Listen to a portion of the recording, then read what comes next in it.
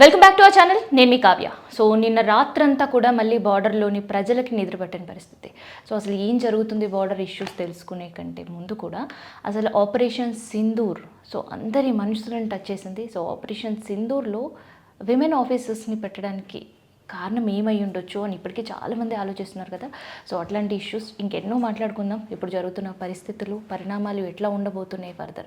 And ఇప్పటికీ చాలామందికి చాలా భయం ఉండుండొచ్చు. ఎందుకంటే మనం డైరెక్ట్గా ఇప్పటి వరకు ఎక్కడ కూడా పాకిస్తాన్తో యుద్ధానికి వెళ్ళలేదు. ఇది very very very clarity and clear line మనం గుర్తించాలి. ఇప్పటి వరకు కేవలం మనం టెర్రరిస్ట్ క్యాంపులను మాత్రమే ధ్వంసం చేశాం. అండ్ ఎక్కడ కూడా అక్కడ చుట్టూ ఉండే సివిలిజన్స్కి ఒక్క చిన్న గాయం కూడా కాకుండా మన ఆర్మీ తిప్పికొట్టే ప్రయత్నాలు ఎన్నో చేసింది. ఇది ఇలా నేను ఇక్కడ చెప్పడం కాదు, ఈవెన్ పాకిస్తాన్ నుండే చాలామంది కూడా ఆ రెస్పాన్స్ మనం చూసినాం. సో సొంత గడ్డపై నుండే సొంత ప్రభుత్వానికి కూడా నిరసన సెగలు ఎట్లా ఉందో పాకిస్తాన్లో కూడా చూసాం. సో ఇవన్నీ విషయాల కోసం ఒక్కసారి మనం ఒక చిన్న డిస్కషన్ అండ్ మనకు తెలియని ఎన్నో ఇన్ఫర్మేషన్ తెలుసుకోవడానికి వచ్చేసాయి అనమాట. గౌబ్రే గారు ఉన్నారు మనతో, ఒకసారి మాట్లాడదాం. సార్ నమస్తే. నమస్తే అమ్మ. సార్ మేము విన్నాం గతంలో యాంటీ టెర్రరిస్ట్ ఆపరేషన్లో కూడా మీరు యాక్టివ్గా మీ రోల్ ఉండింది అని. So how was those days sir? అంటే ఐ వోంట్ సే ఇప్పుడు పరిస్థితులు వేరేగా ఉన్నాయి మ్యామ్. అప్పట్లో పరిస్థితులు కొంచెం వేరేగా ఉన్నాయి. అంటే 2006 to 2008 I was there in Jammu and Kashmir. You remember అప్పుడు 2008 ముంబై అటాక్స్ కూడా జరిగాయి. So the situation was very tense. అంటే మనం ఇప్పుడు జరుగుతున్న వార్ లాంటి సిచ్యువేషన్ లేదు, కానీ డే టు డే ఆపరేషన్స్ మాత్రం చాలా యాక్టివ్గా ఆపరేషన్స్, ఒక్కొక్కసారి 16 to 18 hours ఆఫ్ ఆపరేషన్స్ జరిగాయి. సో పొద్దున్న బయటికి వెళ్తే రాత్రి బయటికి వెళ్తే క్యాంప్ నుంచి మళ్ళీ తిరిగి ఎప్పుడు వస్తామా, ఈరోజు వస్తామా రేపు వస్తామా తెలియని రోజులు కూడా ఉన్నాయి. సో ఎందుకంటే అప్పట్లో Lashkar-e Taiba was very very active. ఇప్పుడు Jaish-e Mohammed is one of the major organisations. అప్పట్లో Lashkar-e Taiba was a major organisation. Al Qaeda elements కూడా ఉండేవి. హర్కతుల్ జిహాదుల్ ఇస్లాం వాళ్ళ టెర్రరిస్టులు కూడా ఉండేవాళ్ళు. హర్కతుల్ ముజాహిదీన్ అని చెప్పి ఒక టెర్రరిస్ట్ సంఘటన ఉంది, వాళ్ళ టెర్రరిస్టులు ఉండేవారు. సో ఇలా 5-6 terrorist organisations use to operate in J and K. వీళ్ళు ముఖ్యంగా మ్యామ్ ఎల్ఓసి దాటి పిఓకేలో వీళ్ళ ట్రైనింగ్ క్యాంప్స్ ఉండడం వల్ల అక్కడ ట్రైన్ అయ్యి ఇన్ఫిల్ట్రేట్ అయ్యి మన భూమిలోకి వచ్చి వీళ్ళు అటాక్ చేసేవారు. So was to regularly carry out. Rashtriya Rifles ఉండేది, ఆర్మీ ఇన్ఫంట్రీ యూనిట్స్ ఉండేవి, అలాగే ఆర్టిలరీ యూనిట్స్ కూడా ఉండేవి. సో ఇవన్నీ కోఆర్డినేటెడ్గా ఒక బ్యాటిల్ ఫీల్డ్ లాగానే ఉండేది మ్యామ్ జేఎండ్కే. సార్ నిన్న నైట్ బార్డర్లో జరిగిన సిచ్యువేషన్స్ మీకు కూడా తెలుసు. సో ఏంటి దీన్ని ఎట్లా తీసుకోవచ్చు? అంటే ఒక పక్క క్లియర్ కట్ ఎవ్రీబడి నోస్, ఇంకోవైపు మనకు చూస్తుంటే కూడా పాక్ ఇండియాని ఎదుర్కొనే సత్తా సామర్థ్యం లేదు. కేవలం చైనా కొంత అండదండగా ఉన్నా కానీ దే ఆల్సో రిఫ్యూజ్డ్ యాంటీ టెర్రరిజంకి మేము కూడా అని. సో అయినా స్టిల్ ఆ కాల్పుని ఎట్లా తీసుకోవచ్చు? డ్రోన్స్ అటాక్ కావచ్చు, ఫైట్ జెట్ అటాక్స్ నిన్న రాత్రి జరిగినవి ఎలా తీసుకోవచ్చు? అంటే మ్యామ్ నిన్న ఎస్పెషలీ అంటే Pakistan as a failed state అని చెప్పుకోవడానికి నిన్న మధ్యాహ్నం వీళ్ళు 3:35 వాళ్ళ director general of military operations మన డీజీఎంఓ గారికి కాల్ చేసి మనం సీజ్ ఫైర్ పాటిద్దామన్నట్టుగా చెప్పారు. నిన్న మధ్యాహ్నం 3:30 టు బి మోర్ ప్రిసైజ్. మళ్ళీ రాత్రి 6:30 అవగానే మళ్ళీ దాడులు మొదలయ్యాయి. అంటే ఏంటి అర్థం? పాకిస్తాన్లో పొలిటికల్ లీడర్షిప్కి ఆర్మీ లీడర్షిప్కి ఐకమత్యం లేదు madam. So if at all political leadership peace తీసుకురావడానికి ట్రై చేస్తే పాకిస్తాన్ ఆర్మీ లీడర్షిప్ ఒప్పుకోదు మ్యామ్. సో ఇది కంటిన్యూస్గా ఇది చాలా టైం వరకు ఇలాగే కొనసాగుతుంది మ్యామ్. పాకిస్తాన్ ఏం చేస్తుందంటే దీన్ని ఫుల్ స్కేల్ వార్ లాగా అయితే చేయదు మ్యామ్. ఎందుకంటే వాళ్ళకి తెలుసు నేను ఇంటెన్స్ బ్యాటిల్కి వెళ్తే నేను ఇండియాతో ఎప్పటికైనా ఓడిపోతాను అన్న క్లారిటీ వాళ్ళకు ఉంది. కాబట్టి వీళ్ళ దగ్గర ఉన్న ఈ టర్కీ నుంచి వచ్చిన డ్రోన్స్ అవి ఖర్చు అయ్యేంత వరకు వీళ్ళు అలాగే చేస్తూ ఉంటారు. ఇది నిలబడుతుందా, 15 రోజులు పడుతుందా, 45 రోజులు పడుతుందా, అది మనం ఇంకా చూడగలిగిన విషయం.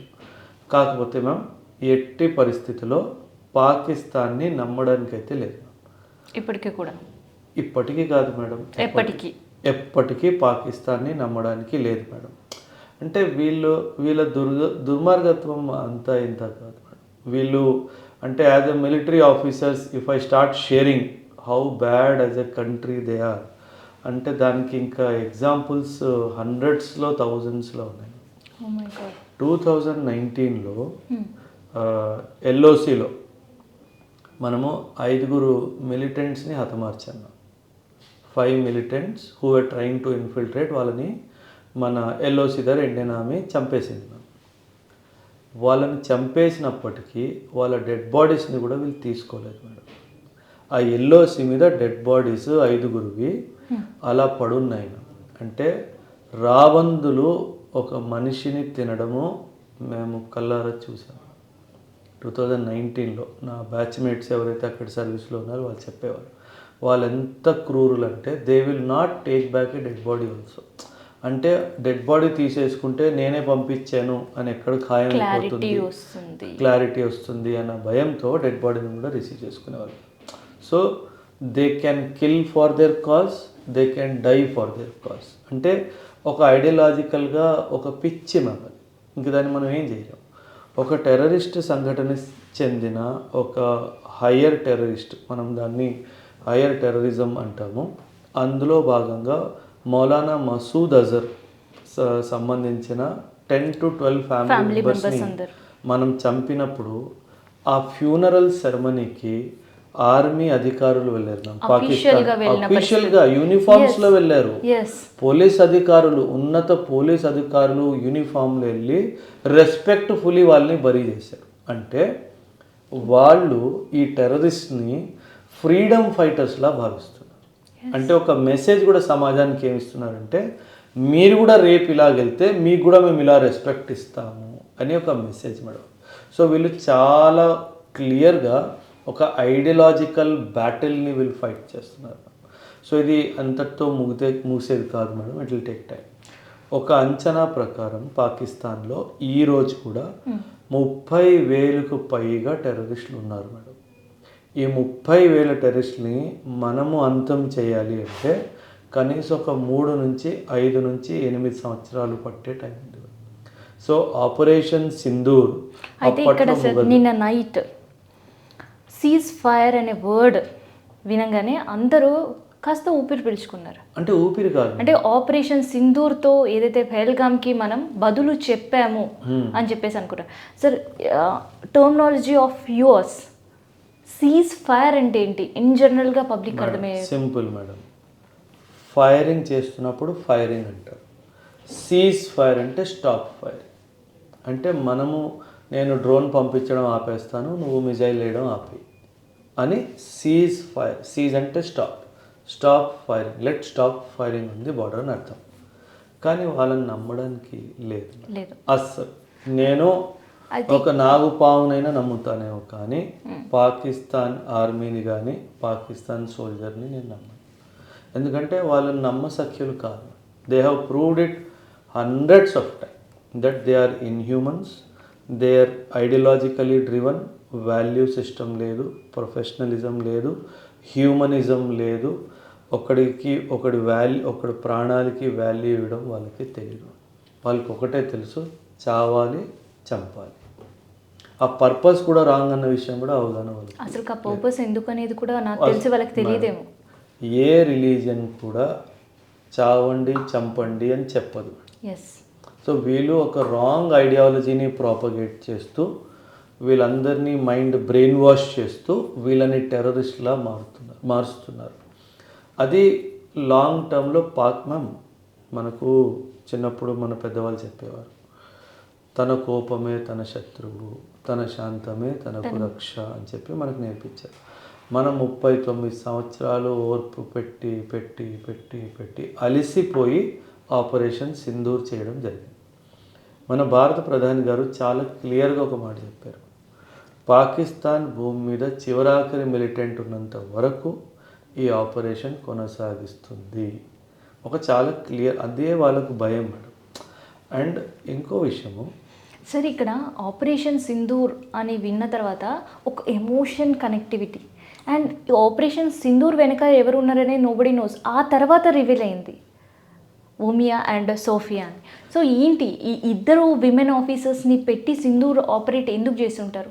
లేదు, ఆపరేషన్లో సోఫియా ఖురేషి మ్యామ్ కానీ వ్యోమికా సింగ్ మేడం కానీ they are not participating directly in the operation. They are the spokesperson of the armed forces.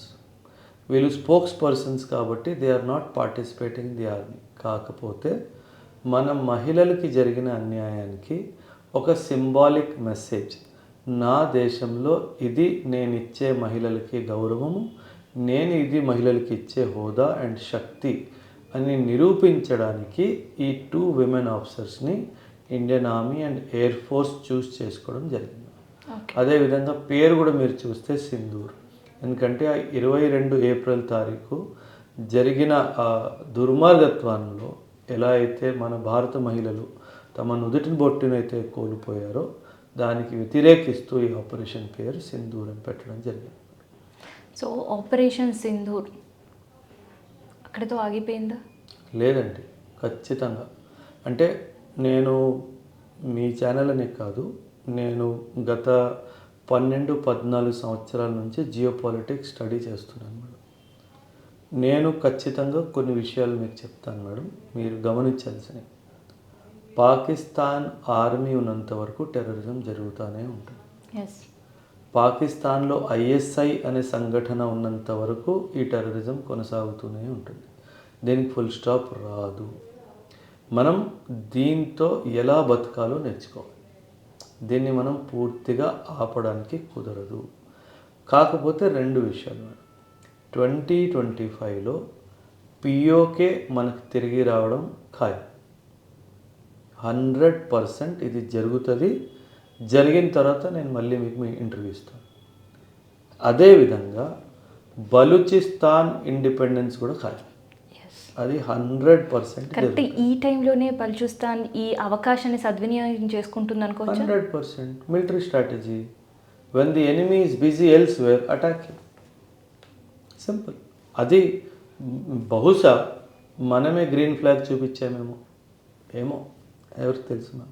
అందుకే సీజ్ ఫైర్ అడుగుతున్నాడేమో. సీజ్ ఫైర్ అడిగితే మళ్ళీ పిఓకే నుంచి ఎల్ఓసి నుంచి ట్రూప్స్ని బలూచిస్తాన్ వైపు తరలించి ఆ బలూచిస్తాన్ ఫైటర్స్తో పోరాడవచ్చు.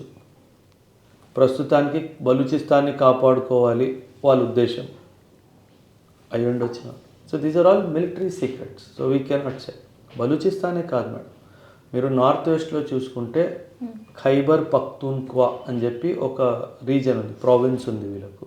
వాళ్ళు కూడా మాకు ఇండిపెండెన్స్ కావాలి అని చెప్తున్నారు. సింధ్లో కూడా మాకు ఇండిపెండెన్స్ కావాలి అని చెప్తున్నారు. సో పాకిస్తాన్ ఖచ్చితంగా 3 ముక్కలు అయిపోతుంది మేడం. ఖైబర్ పఖ్తూన్ఖ్వా సింధ్ ఇప్పుడు జరగకపోవచ్చు, బట్ బలూచిస్తాన్ మాత్రం నేను పిఓకే అన్నట్టుగా 2025లో బలూచిస్తాన్ కూడా జరుగుతుంది. సో మన మహిళల నుదుటి బొట్టు మీద ఎలా అయితే ఎప్పుడైతే వీళ్ళు చెయ్యి వేశారో ఆ రోజు పాకిస్తాన్ బలూచిస్తాన్ని కోల్పోయి, అది వాళ్ళకిచ్చే మనం పనిష్మెంట్. నా మహిళలను టచ్ చేసావు కదా, నీ దేశాన్నే 2 ముక్కలు చేస్తా, ఏం చేసుకుంటావు చేసుకో. ఇది మనం వాళ్ళకి నేర్పించే శిక్షణ. అండ్ ఇది 100%, 1000%. అది బలూచిస్తాన్ వేరైనప్పుడు మళ్ళీ ఇంటర్వ్యూ ఇస్తాం. సరే, ఇక్కడ పహల్గామ్ ఇష్యూ జరిగిన తర్వాత మన ప్రధాని ముందుండి చెప్పాడు. ఆ రోజు everybody heard what Modi said. ఆ తర్వాత ఇష్యూస్ కావచ్చు, ఆపరేషన్ సింధూర్ కావచ్చు, అండ్ ఇప్పుడు త్రివిధ దళాలతో కంటిన్యూ మీటింగ్స్ కావచ్చు, ఇవన్నీ కూడా మనం చూస్తున్నాం. మరి పాకిస్తాన్ ప్రధాని ఎక్కడ పోయాడు అంటే మేడం, అక్కడ పాలిటిక్స్ ఏం జరుగుతున్నాయి madam? Pakistan is a failed state. అంటే ఇండియాలో ప్రధాని గారు ఒక మీటింగ్ పిలిపిస్తే రక్షా మంత్రి, డిఫెన్స్ మంత్రి, 3 సైన్య అధికారులు, ఎన్ఎస్ఏ అజిత్ దోవల్ గారు, అలాగే మన జయశంకర్ గారు అందరు వస్తారు. అక్కడ పాకిస్తాన్ ప్రధాని మీటింగ్ పిలిస్తే ప్యూన్ కూడా రాడు. నేను వాస్తవం చెప్తున్నాను మీకు. అక్కడ ఏంటంటే ఇలాంటి సిచ్యువేషన్ రాగానే ప్రైమ్ మినిస్టర్ని తీయాలి ఫస్ట్ ఇక్కడి నుంచి. సో ఆ భయం ఉంటుంది, నేను కుర్చీ కోల్పోతానేమో, నేను దాక్కొని ఉంటే బతికిపోతానేమో. బికాస్ అక్కడ పొలిటికల్ లాబీకి ఆర్మీ వాళ్ళకి ఆ కోఆర్డినేషనే లేదు. ప్రైమ్ మినిస్టర్ మన ఆర్మీ చీఫ్ని పిలిచి నాకు పిఓకే కావాలి అంటే మన 14 లక్షల మంది సైనికులు వాళ్ళ ప్రాణం ఆహుతి ఇచ్చైనా సరే తీసుకొస్తారు. అది మన బలం మేడం. అక్కడ అది లేదు. అసలు మేడం పాకిస్తాన్ ప్రైమ్ మినిస్టర్ వాడు business man madam. You don't know anything about Pakistan prime minister. He has cases running against him only that తను వాళ్ళ ఇద్దరు కొడుకుల్ని వాడే చంపేశాడని చెప్పి వాడి కేసులో. అరే మ్యామ్, అదే కదా ప్రాబ్లం. మనకి పాకిస్తాన్ గురించి ఏమీ తెలియదు. మనం ఓన్లీ పాకిస్తాన్ పాకిస్తాన్ అంటూ ఉంటాం. అసలు వాళ్ళ లోపల చాలా మత భేదాలు ఉన్నాయి. Not good people who are ruling that country. Country may be good, but people who are ruling are very very bad.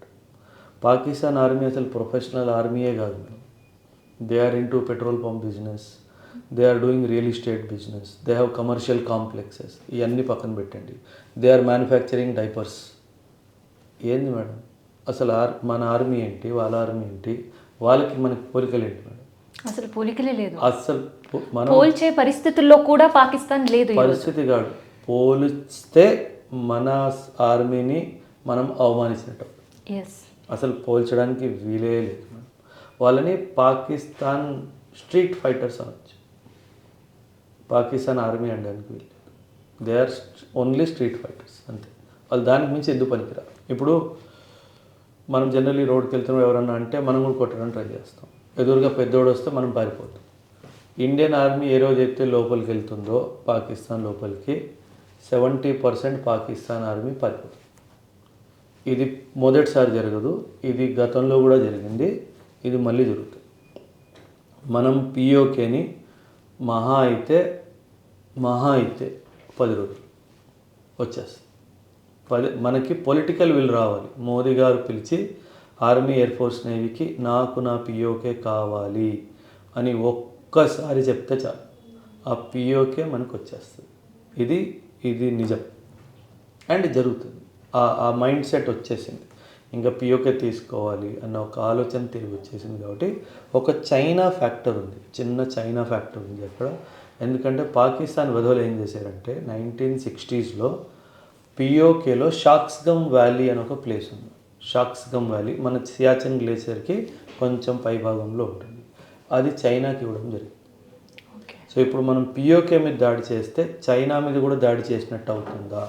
అదొక పెద్ద క్వశ్చన్ మార్క్ వల్ల మనం ఆగేం తప్పితే, లేకపోతే ఈ పాటికి మనం వెళ్ళిపోవాల్సింది లోపలికి. బట్ ఈ ఫ్యాక్టర్ ఉన్నా సరే మనం చైనాని కాన్ఫిడెన్స్లో తీసుకొనైనా సరే ఖచ్చితంగా వెళ్ళడం మాత్రం ఖాయం. 2025 governments gift to India is peak. చలో ఇంకొకటి సార్, పహల్గామ్లో జరిగింది ఇష్యూ, ఇండియన్ బార్డర్లో జరుగుతున్న ఇష్యూస్, కానీ ఇక్కడ హైదరాబాద్ ప్రతి పబ్లిక్ కనెక్టివిటీ ఉంది. Everybody is responding. అక్కడ ఆర్మీ కోసం ఇక్కడ ప్రేయర్స్ చేయడం, ఎమోషనల్ అటాచ్మెంట్, ఎన్విరాన్మెంట్ చేంజ్ అయిపోయింది. Everybody is talking about our army, everybody is discussing about the issues. కానీ పాకిస్తాన్కి వచ్చేసరికి ఎందుకు అక్కడ ఉండే వాళ్ళే యుద్ధం లేదంటే ఇప్పుడు జరుగుతున్న సిచ్యువేషన్స్ని బైకాట్ చేస్తున్నారు, నిరసన వ్యక్తం చేస్తున్నారు. ఆబ్వియస్లీ ఎందుకలా? అక్కడ ప్రభుత్వం కామన్ మ్యాన్కి ఏం చేయలేదు. అక్కడ ఈరోజు పెట్రోల్ ధర 450 రూపాయలు. అక్కడ ఇన్ఫ్లేషన్ 42% టచ్ అవుతుంది. ఇక్కడ 4% అవ్వగానే ప్రధాని గారు ఆర్బీఐ గవర్నర్ పిలిచేస్తాడు, ఏం చేస్తున్నావు స్వామి అని. కానీ అక్కడ 42% అయినా సరే పట్టించుకునేటోళ్ళు లేడు. సామాన్యుల్ని పట్టించుకునేవాళ్ళు లేడు. పొలిటీషియన్ కానీ ఆర్మీ ఆఫీసర్ కానీ వాళ్ళ బ్యాంక్ బ్యాలెన్స్లు నింపుకుంటున్నారు తప్పితే వీళ్ళు దేశాన్ని అమ్మేరేంటి అమ్ముతున్నారు. వెరీ రీసెంట్లీ టర్కీ నుంచి కొన్ని వెపన్స్ తెచ్చుకున్నారు. ఆ టర్కీ డబ్బులు కట్టండి రా అంటే వీళ్ళు ఒక యూనివర్సిటీ స్థలం 250 ఎకరాలు తాకట్టు పెట్టారు. వీళ్ళ భూమిని టర్కీకి తాకట్టు పెట్టి వెపన్స్ తెచ్చుకున్నారు. అంత అడుక్కునే బతుకులు వాళ్ళు. అంటే దేశాన్ని అమ్మేస్తున్నారు బేసిక్గా. సో పాకిస్తాన్ అది గాలిలో బుడగలు అంటే అది ఎప్పుడు పగిలిపోతుందో తెలియదు. సో రష్యా నుండి మనం తీసుకున్న వెపన్ 2018, ఆ తర్వాత అమెరికా నుంచి మనకి ఇష్యూస్ వచ్చి ఉండొచ్చు.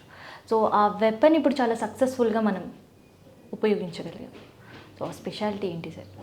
S-400 is a highly efficient anti missile defence system. మనం కూడా ఇప్పుడు అక్కడ నుంచి డ్రోన్స్ వస్తున్నాయి కదా, Yes. ఆ డ్రోన్స్ని ధ్వంసం చేయడానికి దీన్ని వాడుతున్నాం. కానీ యాక్చువల్లీ మనం పిచ్క మీద బ్రహ్మాస్త్రం వాడుతాం. ఆ డ్రోన్ పిచ్క లాంటిది.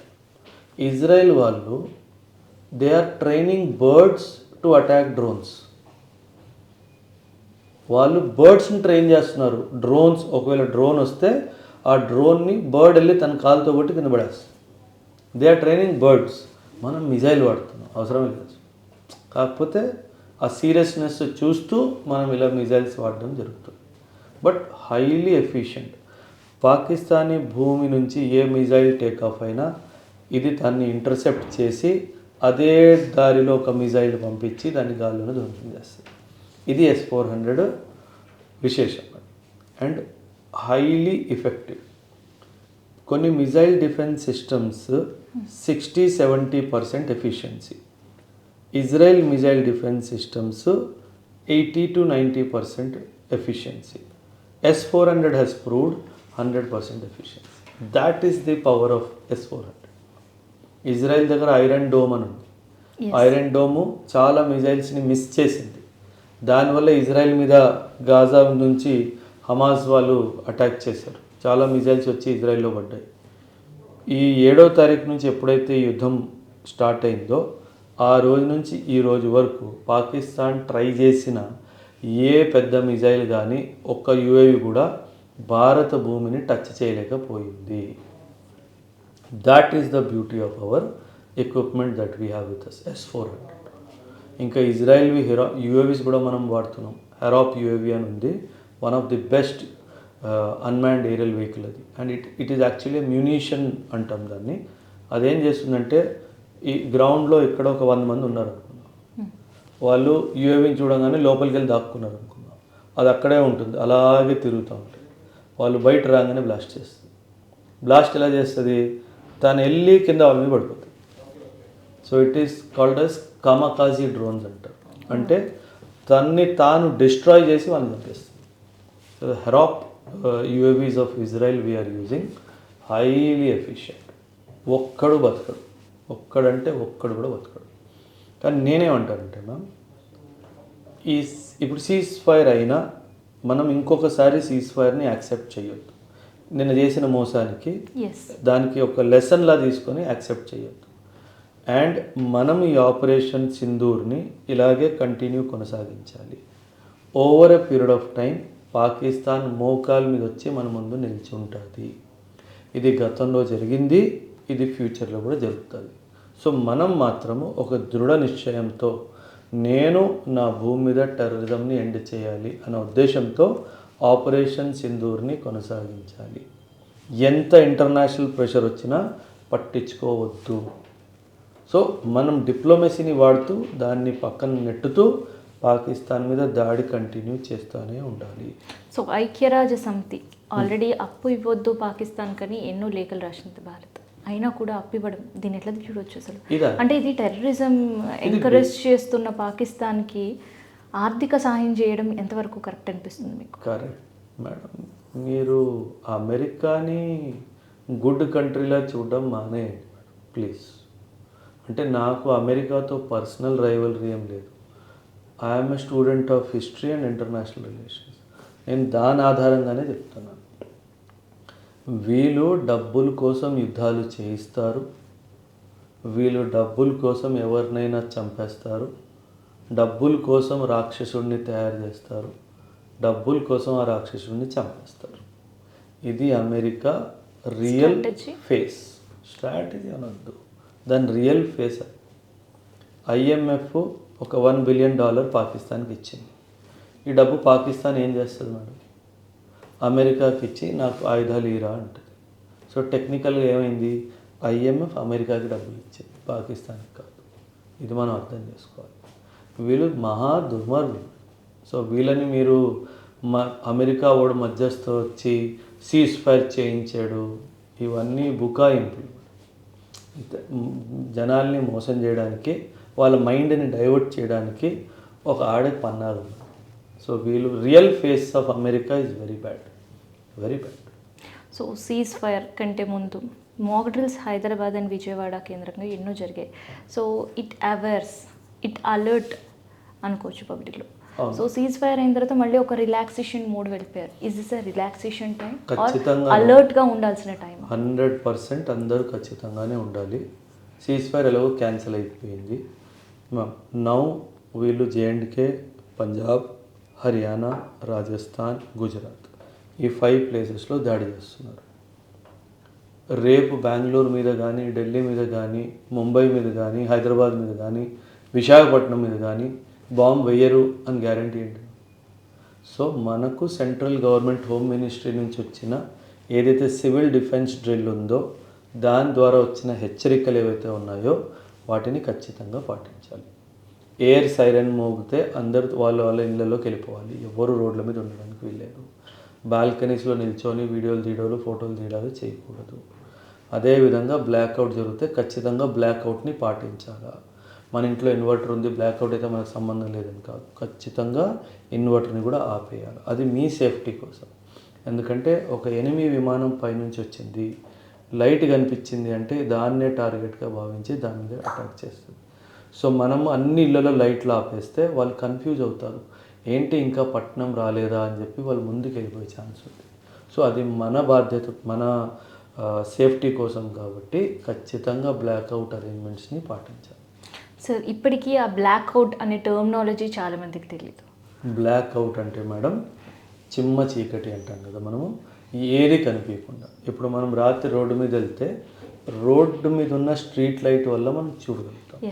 అదే చుట్టుపక్కల లైట్లు అన్నీ వెళ్ళిపోయాయి అనుకోండి, ఒకవేళ అమావాస్య రాత్రి అనుకోండి, ఏమవుతుంది? చిమ్మ చీకటి ఉంటుంది, ఎవ్వరికి ఏది కనిపించదు. బ్లాక్అవుట్ అదే సాధిస్తుంది. మీరు వీడియోలు చూస్తున్నారు కదా, ఎలా బార్డర్లో మొత్తం విలేజెస్ కానీ డిస్ట్రిక్ట్స్ మొత్తం బ్లాక్అవుట్ అవుతుంది. బిల్డింగ్లు మనం కెమెరా లైట్ వల్ల చూడబోతున్నాము, అదర్వైజ్ చూడడానికి అలా. సో ఈ ట్రిక్ వల్ల వచ్చే ఎనిమిని కన్ఫ్యూజ్ చేసే వన్ ఆఫ్ ద ట్రిక్ ఇది మేడం. సో తను ఎక్కడ వేయాలో, దేని మీద వేయాలో వాళ్ళకి అర్థం కాదు. అది ఒక చిన్న ఎస్కేప్ రూట్ ఇంకే. Because enemy has sophisticated weapons, వాళ్ళకి కరెక్ట్గా ఎగ్జాక్ట్గా ఎక్కడ వేయాలో కూడా వాళ్ళకి తెలుసు. బట్ మనం ఎందుకు చేస్తామంటే ఒక పాసిబిలిటీ వాడు మిస్ అయ్యే ఛాన్స్ ఉంది అన్న ఉద్దేశం. ఓకే. సో గతంలో హైదరాబాద్ ఉగ్రదాడి చూసాం. చాలామంది ఇంకా క్షతగాత్రులుగా అట్లే జీవితాలు జీవిస్తారు. సో ఇప్పుడు బార్డర్ ఇష్యూస్ హైదరాబాద్ పైన కూడా ఇంపాక్ట్ పడే అవకాశం ఉంటుందా? I don't think so immediately madam. కాకపోతే యుద్ధం ఎస్కలేట్ అయితే ఖచ్చితంగా అవకాశం ఉంటుంది. అంటే ఎనిమీ మైండ్ మనం రీడ్ చేయడానికి లేదు. ఇప్పటి వరకు ఆ 5 రాష్ట్రాల మీదనే దాడి చేయాలి అనుకున్నారు కాబట్టి, సీమ ప్రాంతాల్లో ఉన్న రాష్ట్రాల మీద. రేపు ఏదైనా పెద్ద మహాపట్నం మీద దాడి చేయాలి అనుకుంటే దానికి మనం సిద్ధంగా ఉండాలి. అంటే రిలాక్స్ అవ్వడానికి లేదు, అదే అని భయపడడానికి అవసరం కూడా లేదు. సో యుద్ధం ఎక్సలేట్ అవుతే అనే ప్రశ్న, ఆ భయం ఒక మిడిల్ క్లాస్ ఫ్యామిలీస్లో చాలా వరకు చూస్తున్నాం. అవును. సో ఎక్కడ కమోడిటీస్ రేట్స్ పెరిగిపోతాయో, ఎక్కడ నిత్యావసరాల పరిస్థితులు ఉండవు. ఎందుకంటే more over the information from the Pakistan కావచ్చు, అక్కడ వాళ్ళు ఫుడ్ కోసం పడుతున్న తిప్పలు కావచ్చు, ఇవన్నీ చూసి ఇక్కడ వాళ్ళకు కూడా భయం ఉండే పరిస్థితి. నిజంగా అట్లాంటి సిచ్యువేషన్స్ వచ్చే అవకాశం ఉంటుందా మనకి? Is there any possibility? అంటే వార్ ఎస్కలేట్ అయితే ఇన్ఫ్లేషన్ ఖాయం. ఏమవుతుందంటే డబ్బున్న వాళ్ళు వాళ్ళ సేఫ్టీ కోసం 2 నెలలు రేషన్, 3 నెలలు రేషన్ తెచ్చి ఇంట్లో పెట్టుకుంటారు. కాబట్టి ఆ డిమాండ్ అండ్ సప్లై డిస్టర్బ్ అవుతుంది, కాబట్టి ప్రైజులు పెరిగే అవకాశం ఉంది. అంతేగాని we have enough supply of food grains. మనకు ఒక 6 నెలలు యుద్ధం నడిచినా మన పెద్ద ఫరక్ ఏం పడదు. సో మనం భయపడాల్సిన అవసరం ఏం లేదు. ఇంకొకటి final and last question for you sir. So Pakistan నుంచి ఏం చేస్తున్నారో పక్కన పెడితే ఒక బూచి చూపిస్తున్నారు, న్యూక్లియర్ వెపన్ ఆల్వేస్. అది సార్ ఏంటి అస్సలు అది న్యూక్లియర్ బ్లఫ్ మేడం. మనం గతంలో కూడా 1999లో కార్గిల్ యుద్ధం 3 నెలలు పాకిస్తాన్తో ఫైట్ చేశాం. అప్పుడు కూడా యూజ్ చేయలేదు కదా. వాళ్ళకి తెలుసు మేడం ఒక విషయం, నేనే పాకిస్తాన్లో కూర్చున్నాను అనుకున్నాము, మీరే ఇండియాలో కూర్చున్నారు అనుకున్నాను. నేను న్యూక్లియర్ వెపన్ టేక్ ఆఫ్ అవుతుందా? నా దగ్గర S-400 ఉందా, మీ దగ్గర S-400 ఉందా? మీరు వెంటనే S-400 మిజైల్ కాలుస్తారా? ఇది నేను పాకిస్తాన్ భూమి నుంచి మీ భూమికి వచ్చే ముందే ఆ మిజైల్ పాకిస్తాన్ గాల్లోనే న్యూక్లియర్ వెపన్ని పెంచేస్తాను. ఎవరికి నష్టం?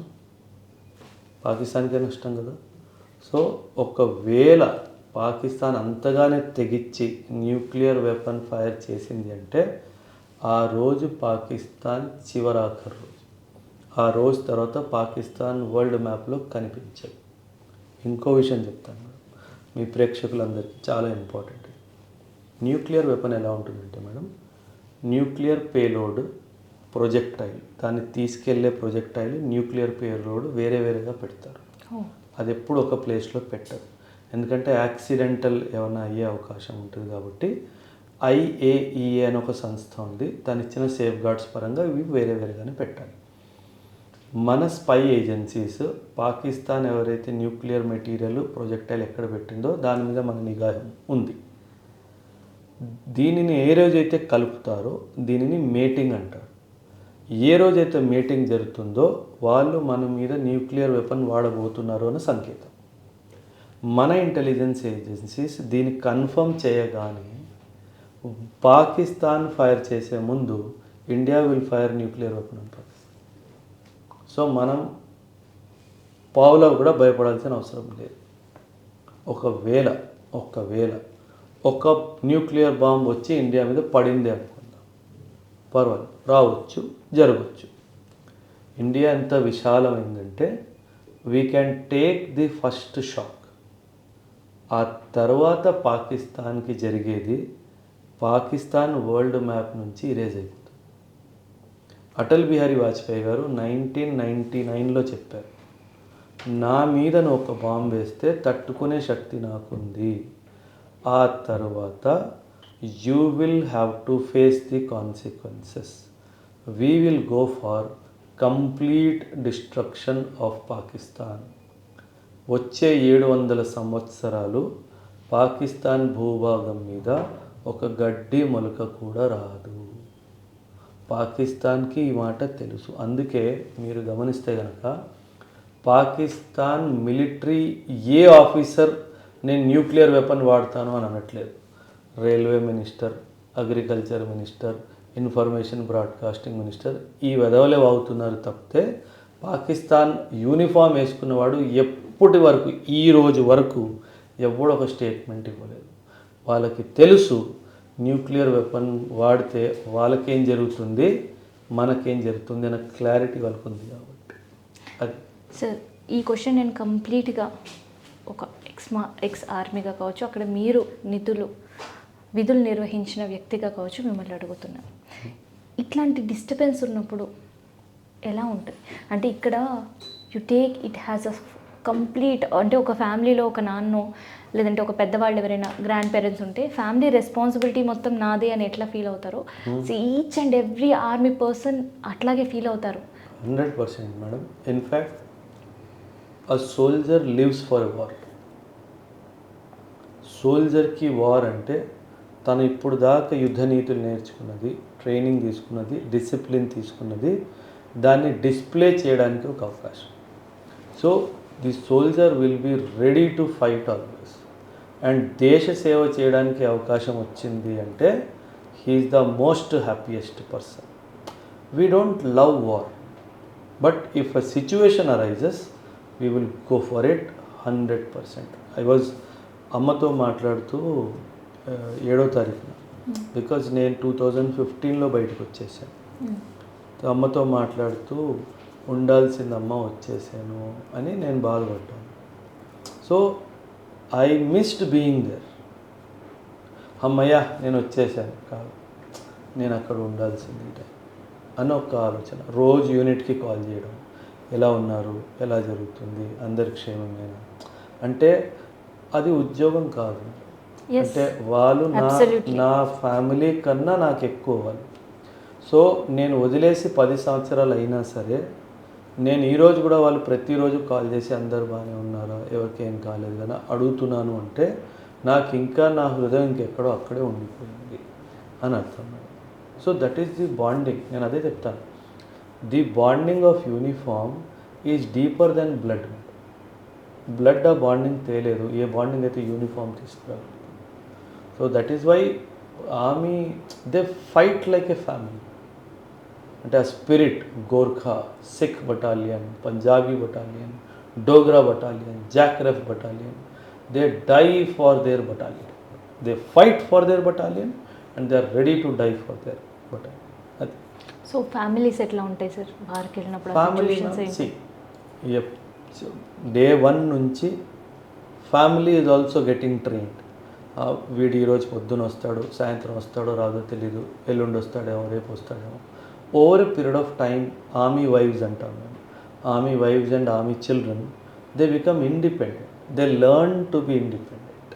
సో ఆ యాబ్సెన్స్ని తెలియకుండానే మాక్ డ్రిల్స్ చేయడం కానీ ఇవన్నీ చేయిస్తూ ఉంటాం. So over a period of time army వైఫ్కి కూడా తెలుసు నా భర్త ఈ దేశ సేవలో ఉన్నాడు, సో ఎవ్రీ సివిలియన్ భర్తలాగా రోజు ఇంటికి వస్తాడు అన్న ఒక ఆలోచన కన్నా నా భర్త దేశ సేవ చేస్తున్నాడు అన్న ఆలోచన, ఒక ప్రైడ్ ఉంటుంది. 100% they will miss, that is very very natural. But the feeling that my husband is serving the country, ఆ ఫీలింగ్ని కొంచెం బ్యాక్వర్డ్కి తీసుకెళ్తాడు. సో అలా సర్వైవల్ కుదురుతుంది.